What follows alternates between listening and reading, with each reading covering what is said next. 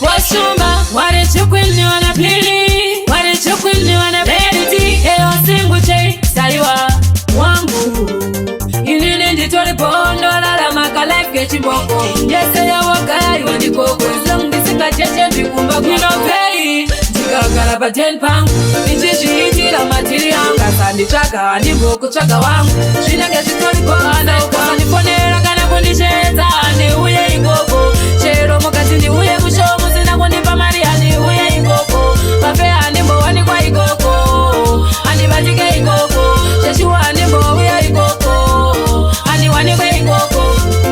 Matiri asina pekita kama jama, kari zino hati skuita pekutamba. Tiri nani ndito sfera ndiri mumba, pane kungo sfera shangu ndichifamba. Wangu, jiri nani undibeke, inini andimbo kubeke. Matiri yangu, si andi tendelezi, nebuda kwako ini aningana. Ukasa niponera kana kundisheta, andi uye ikoko. Chero mokati ndi uye kushomu zina kundipa maria ndi uye ikoko. Mafe andimbo wani kwa ikoko, andi bajike ikoko. Cheshuwa andimbo uye ikoko, andi wani kwa ikoko.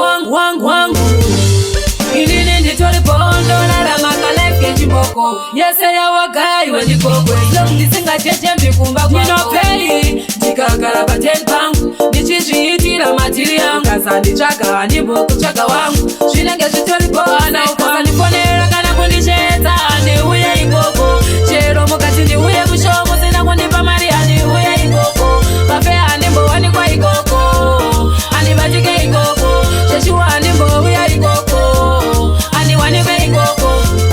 Matiri asina pekita kama jama, kari zino hati skuita pekutamba. Tiri nani ndito sfera ndiri mumba, pane kungo sfera shangu ndichifamba. Wangu, jiri nani undibeke, inini andimbo kubeke. Matiri yangu, si andi tendelezi, nebuda kwako ini aningana. Ukasa niponera kana kundisheta, andi uye ikoko. Chero mokati ndi uye kushomu zina kundipa maria ndi uye ikoko. Mafe andimbo wani kwa ikoko, andi bajike ikoko. Cheshuwa andimbo uye ikoko, andi wani kwa ikoko.